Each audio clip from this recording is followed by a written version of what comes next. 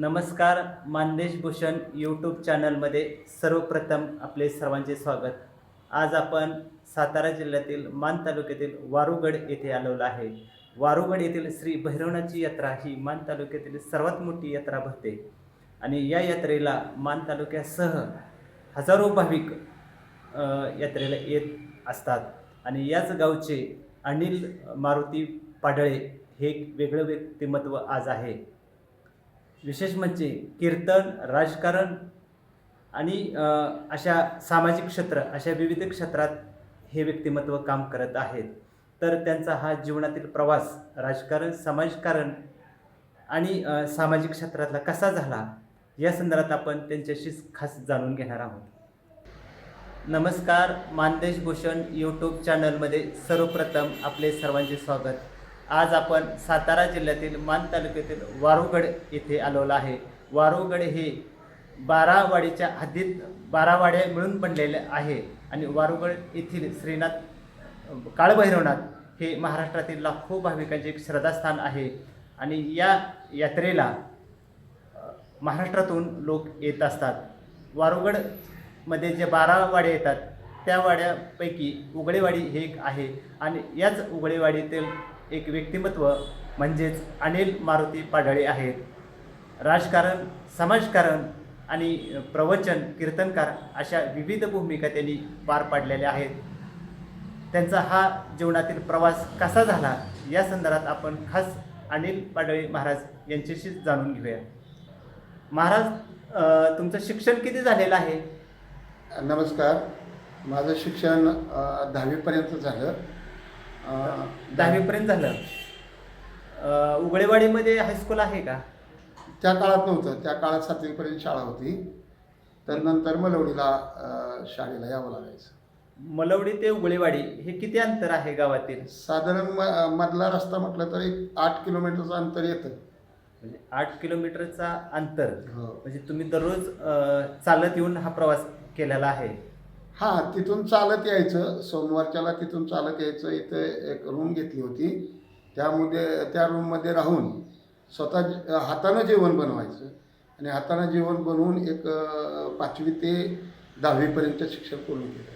बरं, 10वीपर्यंत शिक्षण पूर्ण केल्यानंतर पुढं काय केलं तुम्ही? पुढं 10वी नंतर आमची गरीब परिस्थिती असल्यामुळं मला इथून मुंबईला जावं लागलं आणि मुंबईला गेल्यानंतर मग तिथून पुढचा प्रवास. म्हणजे मुंबईला तुम्ही गेल्यानंतर तिथं काय काम केलं? सुरुवातीचा एक 1.5 वर्षाचा काळ होता. त्यामध्ये 6 महिने मी क्लिनरकी केली ट्रकवरती. त्यानंतर ड्रायव्हर झालो आणि ड्रायव्हर झाल्यानंतर मग थोडंसं मला कलाटणीच मिळाली माझ्या जीवनामध्ये. बरं, कलाटणी मिळाली ती मग कामाचं क्षेत्र बदललं का तुमचं? हां, कामाचं क्षेत्र बदललं आणि माथाडी कामगार म्हणून पुन्हा कामाला जॉईन झालो. बरं, माथाडी कामगार म्हणून तुम्ही किती वर्ष काम केलं? 16 वर्ष केले काम. 16 वर्ष. मग 16 वर्षानंतर पुढं काय झालं? 16 वर्षानंतर माझ्या जीवनामध्ये एक आघात झाला. माझा मणका दुखावला आणि मणका दुखावल्यानंतर मला तिथलं काम सोडावं लागलं. सोडल्यानंतर मग माझा तिथूनचा प्रवास परत पलटी झाला आणि पुन्हा मी घाई आलो. आत्ताच तुम्ही सांगितलं की मुंबईला माथाडी कामगारामध्ये होतो, कामगार म्हणून काम केलं आणि मणकेचा त्रास झाला आणि त्या त्रासामुळं जीवनातला प्रवास पलटी झाला. तर त्यानंतर तुम्ही मणकेचा आजार झाल्यानंतर क्षेत्र बदललं, म्हणजे नक्की तिथून पुढे प्रवास कसा तुमचा सुरू झाला? मुळातच माथाडी कामगार असल्यापासून मला भाजनाची थोडीफार आवड होती आणि ती आवड असताना अचानकपणे मला आळंदीला जाणं झालं. आळंदीला गेल्यानंतर तिथला तो सर्व वारकऱ्यांचा सगळा ताळमेळ पाहिला, वारकरी पाहिले आणि इंचगिरी रसाळ संप्रदायाचे आमचे समर्थ पांडुरंग महाराज रसाळ यांच्या मठावरती एक रात्रभर राहिलो. तिथला हरिपाठ, तिथला नित्यपाठ, तिथलं कीर्तन, प्रवचन हे सगळं पाहिल्यानंतर मी तिथं माळ घालण्याचं ठरवलं आणि तिथून माझ्या प्रवासाला पुन्हा पलटी. भजन कीर्तन तुम्ही करता का? हो, भजन आणि कीर्तन मला सुरुवातीपासून आवड आहे, पण आता मी त्यात झोकूनच दिले जवळपास. बरं, पहिलं तुमचं कीर्तन कुठं झालं? पहिलं कीर्तन 2006 साली मी दिल्लीमध्ये संत गाडगेबाबा ग्रामस्वच्छता अभियान अंतर्गत तिथं झाकी असते आणि त्यामध्ये तिथे कला करण्याचा योग आला वारकरी म्हणून, तो पण संप्रदायाच्या माध्यमातून. आणि तिथून पुढे इथं आल्यानंतर 2007ला माझा पहिला कीर्तनाचा कार्यक्रम समर्थांच्या मठावर जेऊर पुणे इथे झाला आणि तिथून पुढे कीर्तनाचा. म्हणजे कीर्तनाची सुरुवात तुमची जेऊर येथून झाली हो. आणि तिथून खऱ्या अर्थानं तुमच्या एक वेगळ्या क्षेत्रातल्या कामाला जीवनाला सुरुवात झाली ती. येस. हो. तुम्ही कीर्तन प्रवचन हे करत आहात, पण हे करत असताना तुम्ही सामाजिक कार्याची आवड जोपासली आहे का किंवा आहे का तुम्हाला? हो, सामाजिक कार्याची तर खूपच आवड आहे. काय काय कामं करता त्या माध्यमातून तुम्ही? सामाजिक कार्य करत असताना माझ्या जीवनामध्ये अनेक संधी मिळत गेल्या. तसंच कोरोनाच्या 2 वर्षाच्या काळामध्ये आफाम संस्था, आर्ट ऑफ लिव्हिंग, केमिस्ट कंपनीच्या माध्यमातून मला एक संधी मिळाली. त्या संधीचं मी सोनं केलं. ज्यावेळेला कोरोना चालू होता त्या कोरोनाच्या काळामध्ये आमच्या गावातल्या कुठल्याही माणसाला कोरोना आठवून दिला नाही.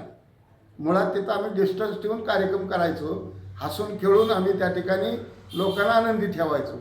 आणि कंपनीने दिलेली जी जबाबदारी होती ती जबाबदारी पार पाडत असताना समाज उपयोगातले काही कामं करता आली. सत्तेवर नसतानाही त्या काळामध्ये 10 लाखाचं काम मला करता आलं. करता. आता जी सामाजिक कार्य तुम्ही सांगत आहे, सामाजिक कार्याची आवड कधी राजकीय कार्यात झालेली आहे का? बऱ्याच वेळा झाली तशी. झालेली आहे. मग कुठल्या पक्षाचं किंवा कुठल्या पक्षाच्या माध्यमातून तुम्ही काम करत होता किंवा पक्षाची एखादी जबाबदारी तुमच्या खांद्यावर होती का?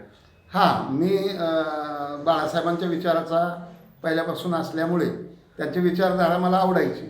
त्यामुळं शिवसेनेचं काम गाव पातळीवर अगदी 9वीपासूनच करत होतो. आणि लहानपणापासून ते काम करत असताना एक पक्षाच्या माध्यमातून मला शाखाप्रमुख म्हणून वारुगडची संधी मिळाली. बाळासाहेब ठाकरे यांचे तुम्ही कधी विचार ऐकलेत का?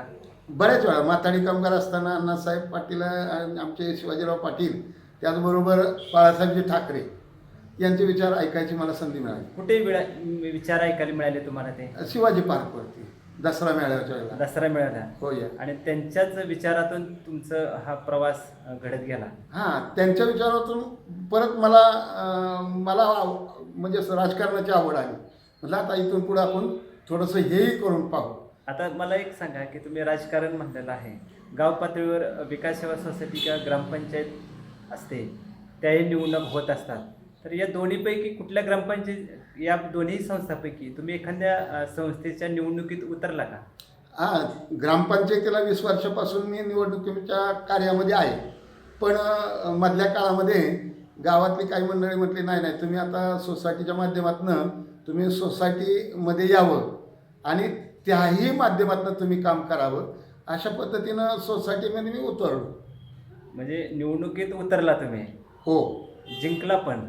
हां, निवडणूक लागल्यानंतर जिंकलो. समाजाने कौल दिला, समाजाचं प्रेम होतं, त्यामुळे तुम्हाला लोकांनी निवडून दिला. हो दिलं. आता तुम्ही चेअरमन का व्हाईस चेअरमन आहात त्या सोसायटीचं?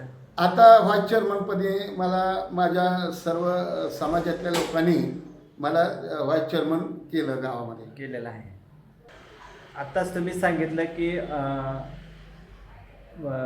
विकास सेवा सोसायटी वारुगडचा व्हाईस चेअरमन म्हणून काम करत आहात, पण तुम्ही कीर्तन पण करत आहात.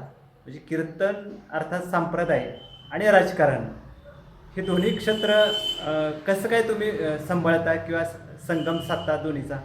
हां, आता किंवा भूमिका कशी पार पाडता येते? प्रश्न तर उत्तमच आहे. कारण कीर्तन आणि राजकारण ह्या 2 बाजू आहेत. कीर्तनामध्ये कीर्तनाचा विषय असतो, म्हणजे तिथं कीर्तन सोडून राजकारणातला कुठलाही विषय घेता येत नाही. आणि राजकारणाचा विषय असतो. राजकारणातलाच विषय. आणि राजकारण संपलं की माझा विषय संपतो. मी कीर्तनाच्या माध्यमातून पुन्हा गावागावात जातो. म्हणजे दोन्ही भूमिका तुमच्याकडं वेगवेगळ्या आहेत. वेगवेगळ्या. आणि गफलत किंवा दोन्हीचं एकत्रीकरण कधी होऊन देत नाही तुम्ही? नाही. आत्ताच तुम्ही सांगितलं की सोसायटीचा व्हाईस चेअरमन म्हणून काम केलेलं आहे किंवा वारुगडचा शिवसेनेचं शाखा प्रमुख म्हणून काम केलेलं आहे, पण अजून एखाद्या कुठल्या पदावर तुम्ही गाव पातळीवर काम केलेलं आहे का? हां, याच्या अगोदर मी तंटामुक्तीचा अध्यक्ष म्हणून एक 7 वर्ष काम केलं आणि त्या काळामध्ये चांगलं काम करण्याची संधी मिळाली. कारण का त्यावेळेला तंटामुक्तीचं पद म्हणजे काय छोटं नव्हतं. ते करत असताना गाव पातळीवरती लहान मोठी भांडणं व्हायचीच, पण ती भांडणं कधीही मी पोलीस स्टेशनपर्यंत जाऊ दिली नाही. त्याला गाव पातळीवर गावातच कशी मिटतील आणि गाव शांत कसं राहील हा माझ्या दृष्टिकोनातनं मी प्रयत्न केला बरोबर. आणि त्याचाच फायदा म्हणून मला सोसायटीमध्ये आज व्हाईस चेअरमन गावातल्या लोकांनी केलं. म्हणजे तिथंही मला फायदा झाला त्या गोष्टीचा. चांगली गोष्ट आहे. खरं तर तुम्ही 16 वर्ष माथाडी कामगार म्हणून काम केलं. मुंबईमधला तुम्ही दसरा मेळावा अर्थात बाळासाहेब ठाकरे यांची विचारधारा त्या माध्यमातून ऐकायला मिळालेली आहे.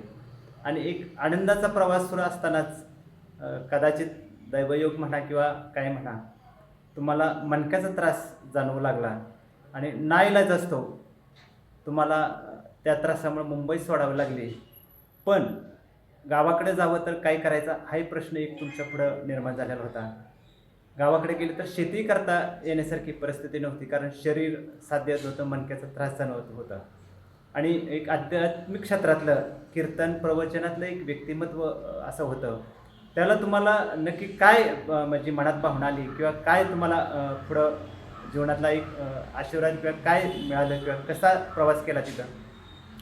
माझ्या जीवनामध्ये मणका ज्यावेळेला माझा डॅमेज झाला तिथनं पुढचा प्रवास माझ्या जीवनात खडतर होता. पण पांडुरंगाची कृपा, माझ्या समर्थांची कृपा, समर्थांच्या कृपेनं मला कीर्तनाची संधी मिळाली आणि कीर्तनाच्या माध्यमातून मी आज माझ्या जीवनाची उपजीविका करतो आहे. अतिशय गरीब कुटुंब माझं आणि गरीब कुटुंबातनं जगत असताना मी आदू झालो, म्हणजे मी बसलो, माझं कुटुंब बसलेलं होतं. अशा वेळेला मला माझ्या भजन आणि कीर्तनाचा फायदा मला झाला आणि मी तेव्हापासून भजन कीर्तनाच्या माध्यमातून आज माझं जीवन जगतो आहे. मणक्यामुळं खूप खूप खूप त्रास झाला, पण माझ्या पांडुरंगाची, माझे समर्थ सद्गुरू शंकर महाराज असाळ, गुरुदेव दादा, गुरुदेवांना, माझ्या आजोबा पंजोबा, माझी ही 5वी पिढी आहे परमार्थी आणि त्या परमार्थाचा मला फायदा झाला. अनिल पाडळे महाराज हे व्यक्तिमत्व मान तालुक्यात एक कीर्तनकार म्हणून ओळखलं जातं. महाराज हेच त्यांना एक नाव आहे.